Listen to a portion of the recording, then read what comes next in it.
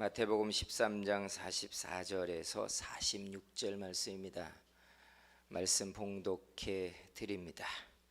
천국은 마치 밭에 감추인 보화와 같으니 사람이 이를 발견한 후 숨겨두고 기뻐하며 돌아가서 자기 소유를 다 팔아 그 밭을 사느니라. 또 천국은 마치 좋은 진주를 하나 구하는 장사와 같으니 극히 값진 진주 하나를 발견하매 가서 자기의 소유를 다 팔아 그 진주를 사느니라. 아멘. 오늘 예배하는 시간에 성령께서 우리의 마음을 여시고 주의 성령의 음성을 듣게 하시며 말씀이 영혼의 꼴과 양식 되게 만들어 주시기를 축복합니다. 고향에 자주 가시나요? 자주 정기적으로 고향을 가시는 분도 있고 1년에 한 차례 정도 혹은 그보다 더 못 가시는 분들도 있을 거예요. 도회지에 사셨던 분들은 고향이라는 개념이 특별히 남다르지 않습니다. 저는 어린 시절에 남대문 옆인 회원동에서 시작해서 연희동에서 가장 많은 시간을 보내며 성장했습니다. 남들이 고향 얘기를 하면 제게는 떠오르는 이야기가 그 어린 시절에 그 지역에서 뛰놀며 말썽꾸러기로 지냈던 기억들이 전부입니다. 연희동에 가면 화교들의 학교인 한성학교가 있는데 어머니가 몇 년 동안 그 학교 옆에서 문방구를 하신 적이 있어요. 까까머리 중학생들이 까만 교복을 입고 아침이면 학용품과 간식을 사려고 몰려들었는데 저는 그 형아들 누나들 틈바구니에 끼어들어가서 손을 뻗쳐서 어머니의 과자를 훔쳐먹는 게 저의 즐거운 낙이었어요. 나중에 혼나든 말든 그저 정상적으로 달라면 안 주니까 제 나름대로 머리 쓴 게 아이들이 가장 붐비는 시간에 끼어들어가서 손을 뻗쳐서 과자를 움켜쥐고 도망쳐서 먹으면 그게 제 어린 시절의 즐거운 낙 가운데 하나였어요. 연희동에는 당시 개발되지 않은 지역이 많았는데 저녁이 되면 또래 아이들을 긁어 모아서 겨울에 눈이 오고 나면 눈을 싹 끌어다가 작은 깨울에다가 눈을 메꿨어요. 밤사이에 술을 한 잔 걸치고 느지막이 휘청거리고 집에 들어오는 아저씨들이 그 깨울에 빠지라고. 참 억척스럽죠? 아침에 학교에 가기 위하여 일어나서 제일 먼저 달려가는 데가 바로 거기였어요. 어떤 아저씨가 빠졌을까? 어떤 분들에게는 고향 이야기라 하면 가슴 찡하다고 합니다. 제자 훈련을 할 때 어떤 여집사님은 자기는 고향을 쳐다보기 싫다고 말한 분도 있었어요. 너무 힘들게 뼈가 휘도록 물통을 지어 날러 물을 주고 어머니의 밭을 일구는 일을 학교가 들어가기 전부터 자기는 일을 했기 때문에 고향이 싫다고 하신 분도 있었습니다. 그러든 저러든 우리들의 고향은 추억을 떠올릴 수 있게 하는 장소라는 겁니다. 그런데 성경을 보면 고향이라는 말을 쓰지 않고 우리에게 본향이 있다라고 말합니다. 본적처럼 우리들의 본향이 있고 우리가 죽으면 그리고 우리의 영혼이 우리의 본처로 돌아갈 곳이 있다 라고 이야기하고 있고 그 본향은 다름 아닌 바로 하나님의 나라라고 이야기하고 있습니다. 근데 문제는 고향은 추억이 있잖아요. 저도 10수년 전에 연희동에 가서 제 아버지가 어렸을 때 심었던 조그만 묘목이 얼마나 컸을까 보았던 적이 있는데 거목이 되어 가지고 나무를 찾을 수 없었어요. 그런데 제가 기억하는 그 옆구리에 그 가지를 잘라내면서 큰 그 흉이 있는 걸 기억하고 있었기 때문에 더듬다가 그 나무를 찾아낸 적이 있어요. 기억에 대한 조각들 때문에 고향은 추억이 있는데, 중요한 것은 천국이 우리의 본향이라고 성경은 아무리 말하고 있어도 천국에 대한 그리움과 귀소 본능처럼 내가 그리 갈 것이야 라는 기대를 사람들은 별로 하지 않는다는 거예요. 전도사 시절에 신방을 가야 될 일이 있어서 인천 저 가난한 분들이 많이 사는 송현동이라는 곳에 신방을 간 적이 있어요. 골목길로 들어갔더니 부엌 하나의 단칸방에 사시는 할아버지였어요. 나중에 알고 봤더니 송도고등학교 농구 감독이었던 분이었어요. 병이 들어있고 안수를 받기 위해서, 병 고친 기도를 받기 위해서 기다리고 계셨는데, 기도를 하고 나서 간단한 차를 한잔 하면서 제게 이렇게 행동을 취하셨어요. 전도사님, 여길 좀 보세요 하고 장판을 들었는데 거기에 10,000원짜리가 비닐에 깔려가지고 쫙 있는 거예요. 저는 고향이 황해도입니다. 돈을 왜 여기다가 놨는지 아시겠죠? 저는 통일이 되면 이 돈을 들고 가서 고향집을 다시 살려고 돈을 여기다가 놨다는 거예요. 안타깝게 그분은 고향을 보지 못하고 돌아가셨어요. 세상에 우리의 고향은 추억의 조각들이 다 박혀 있어서 그걸 떠올리면 나의 시간들이라는 것이 기억되잖아요. 천국을 본향이라고 하는데 천국을 그리워하는 사람은 별로 없어요. 제가 이 설교를 하면서 준비하면서 나는 천국을 그리워하나? 라고 저를 스스로 돌아보았어요. 어릴 적 아이들에게 개구장이 짓을 하면서 패싸움을 하고 돌아다닌 연희동, 그리고 연세대학교 뒤에 낙농밭이 있던 곳을 뛰어다니면서 산불을 지르고 말썽을 피던 것, 그런 기억들은 다 조각조각 있는데 뭔지도 모르고 4월 초파일이면 연희동 안산 한쪽에 있는 봉원사에 잔치가 벌어지는 것을 알아서 거기 가서 잔치 음식을 얻어 먹으려고 아이들을 끌고 돌아다니며 놀고 했던 기억들은 알알이 담겨 있는데 천국에 대한 그리움을 저는 가지고 있지 않는 것 같아요. 뭘까? 성경을 보니까 가장 커다란 주제가 천국이에요. 본향에서부터 시작해서 우리가 이 땅에 살다가 하나님의 나라로 돌아와야 된다는 이야기가 성경의 가장 커다란 줄기입니다. 예수 그리스도의 십자가와 대속과 헌신을 이야기하는 가장 주제가 천국에 가는 그 방법 때문에 담겨져 있는 거예요. 그러니까 성경은 천국을 말하고 있는 거예요. 본향으로 돌아와야 될 우리의 여정 때문에 성경은 기록된 겁니다. 우리가 죄 때문에 그 본향으로 못 돌아가니까 아들을 보내 그 피 흘려 우리의 죄를 대신 갚아주신 이야기가 아들의 이야기입니다. 본향이 있다는 거예요. 본향. 그리고 성경에 가장 많은 메시지의 내용이 천국을 말하는 것이고, 예수님이 전하신 메시지의 가장 많은 분량이 천국 아버지의 나라에 대한 이야기를 말하는 거였어요. 사랑하는 성도 여러분, 우리의 본향이 있대요.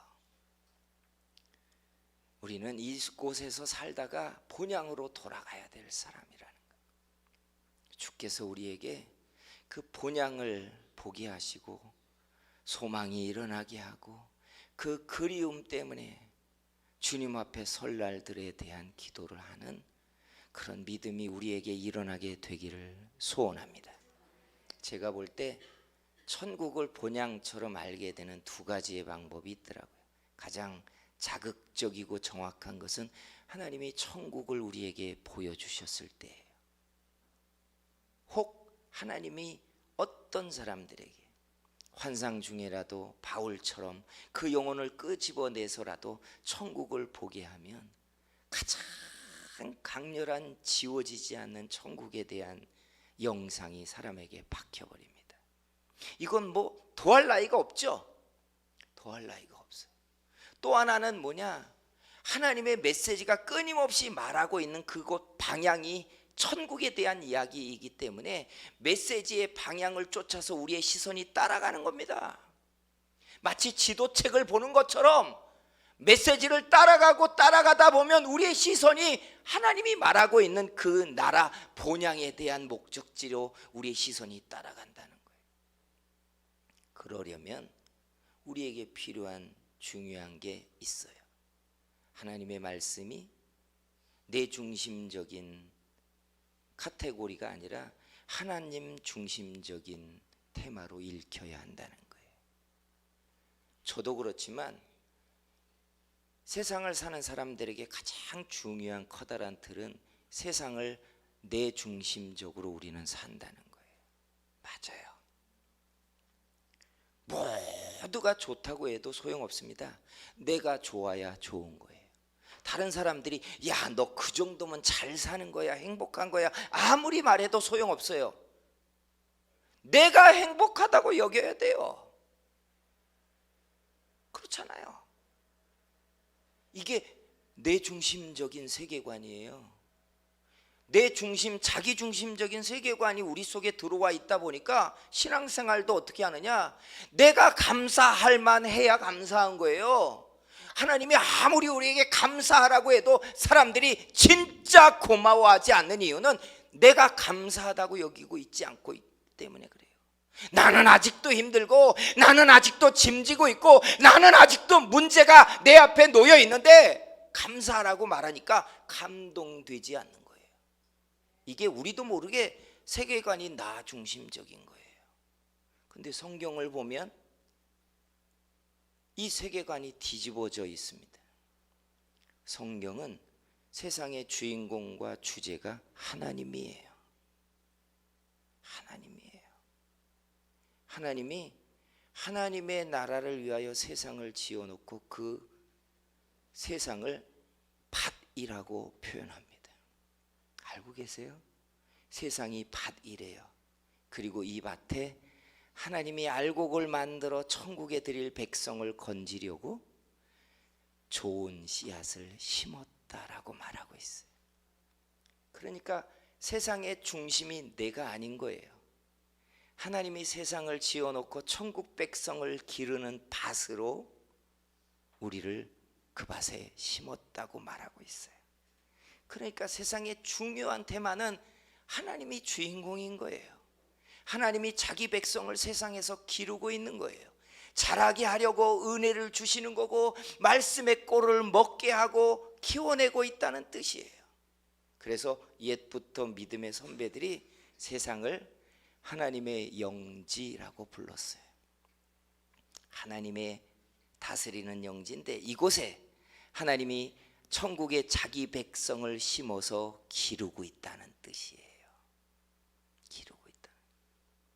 우리는 내가 중심적인 세계관을 가지고 컸기 때문에 내가 천국이 있다고 믿어야 있는 것이고, 내가 인정해야 신앙을 인정한다고 내 중심적으로 믿지만, 우리는 창조 순서에서 제일 마지막에 지어진 사람들입니다. 그러니까 창조 순서의 제일 마지막의 존재가 먼저 있는 하나님의 세계를 우리가 판단할 자격은 없는 거예요. 성도 여러분, 우리가 믿음이 아직 적어서, 천국에 대한 시각이 짧아서, 말씀이 가리키는 방향을 아직 잘 못 봐서 우리의 본향인 천국을 우리가 가슴에 담고 목적지처럼 달려가고 있지 못할지라도, 분명한 것은 저와 여러분이 돌아가서 서야 될 곳은 주님 앞이고 주님의 나라인 줄 믿으시기를 축복합니다. 그런데 말이죠, 오늘 말씀을 보면서 던진 의문이 이거예요. 왜 그 천국을 감추어 놓았냐는 거예요. 천국은 마치 밭에 감추온 보화 같다고 하잖아요. 어떤 사람이 남의 밭을 갈다가 그 항아리 깨지는 소리가 들려 캐봤더니 전쟁 난리통에 감추어둔 보화가 그 속에 있어서 그 보화를 가지려고 모든 것을 팔아서 그 땅을 샀다는 이야기를 하고 있어요. 아니, 천국이 사람들의 본향이면 천국을 쫙 광명하게 드러내셔서 사람들이 천국을 다 알게 하면 다 내 본향이 저기구나 하고 다른 박질하고 믿음의 분명한 방향을 정하고 신앙생활을 할 텐데 왜 감추어두고 어떤 특정인에게만 그게 드러나게 하냐는 거예요. 두 가지 이유가 있죠. 첫째는 구원받는 하나님의 천국 백성이 모든 사람의 것이 아니라는 것 때문에, 에베소서에 말한 것처럼 창세전에 예정하고 택정함을 이룬 백성들에게 믿어지는 것이고, 그래서 믿음은 하나님의 선물이라고 말하고요. 두 번째 이유가 있어요. 세상이 밭이기는 한데 우리가 자라고 있는 이 밭에 나만 있는 게 아니라 가라지도 함께 있다고 말하기 때문에 그래요. 가라지가 함께 있대요. 그래서 감추어졌대요. 중요한 것은 감추어져 있지만 하나님이 자기 백성들을 구원하는 데는 부족함이 없다는 뜻이에요. 왜요? 하나님의 말씀이 들려질 때 택정함을 얻은 백성들이 믿어진다는 이야기예요. 그래서 가장 신비가 믿어지는 겁니다. 부정할 수 없이 믿어지는 거예요. 심지어 베드로서에 뭐라고 해요? 너희가 본 적이 없는데 예수 그리스도를 믿고 사랑하는도다라고 말하는 거예요. 우리 안에 부정하고 떼어낼 수 없는 가장 뚜렷한 흔적이 예수 그리스도가 나의 구주로 믿어진다는 사실이에요. 성도 여러분, 이것이 하나님의 택정함을 얻은 백성들의 증거고 표적인 줄 믿으시기를 축원합니다. 중요한 건 그 다음이에요. 믿어진 사람들이 천국을 선택하고 예수 그리스도를 선택한다는 거예요. 선택에 달려 있어요. 진짜 믿음과 가짜 믿음의 가장 뚜렷한 차이가 여기에 있어요. 진짜 믿음, 예수 그리스도를 선택하고 말씀을 선택합니다. 사랑하는 성도 여러분, 근데 가짜 믿음 가라지의 특징은 뭔 줄 아세요? 중요하지 않는 신앙생활은 다 하는데 결정하고 선택해야 되는 중요한 순간에 말씀이 선택되지 않아요. 이게 차이예요. 같은 울타리 안에 있으니까 우리끼리는 교인이라고 다 말하고 성도라고 말하는데 자기 안에 가장 결정적인 순간에 예수 그리스도가 선택되지 않는 거예요.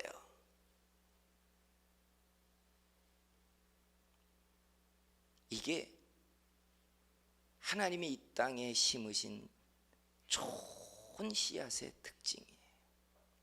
성도 여러분, 여러분 속에 있는 믿음이 말씀을 선택하게 하고 세상이 아니라 하나님의 나라를 선택하게 할 때 여러분 스스로 아셔야 될 게 있어요.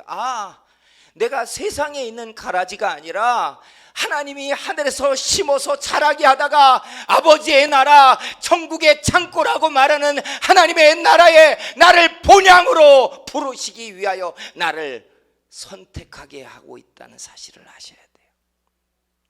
이 믿음이 저와 여러분 속에 떨어지지 않게 되기를 주의 이름으로 축복합니다. 그러니까 감추어둔 것은 누구에게 감추어두었느냐? 가라지에게 감추었다는 거예요. 마귀의 자녀에게 감추었다는 거예요. 듣지 못하는 귀와 깨닫지 못하는 마음을 준 것이 가라지라는 거예요. 그들이 듣고 돌아와 회개하고 돌이켜 구원을 얻고 치료함을 받을 수 있는 기회를 주지 않겠다는 거예요. 우리가 생각할 때는 굉장히 복음적 가치와 다를 것 같지만 구원은 그래요. 구원은 그래요. 성도 여러분, 믿음이 여러분을 본향을 향해 여러분의 걸음을 옮기게 하고 선택하게 하고 세상과 다른 선택을 하게 할 때 두려워하지 않으시기를 축복합니다. 믿음이 약하면 내가 믿음을 선택하고 말씀을 선택하는 것 때문에 세상 친구와 심지어 혈육들과 갈라져야 될 때 팍 두려워하고 염려한다는 거예요. 저들은 자기들끼리 잘 사는 것 같은데 나는 하나님 앞에 가야 되는 것들이 뭔가 그렇게 아쉬운지 모르겠어요. 믿음이 적을 때 주께서 우리를 본향에 이를 때까지 우리를 놓지 아니하시고 성령이 우리를 주장하는 역사에 우리가 서 있을 줄 믿습니다. 마지막 중요한 부분이 있어요.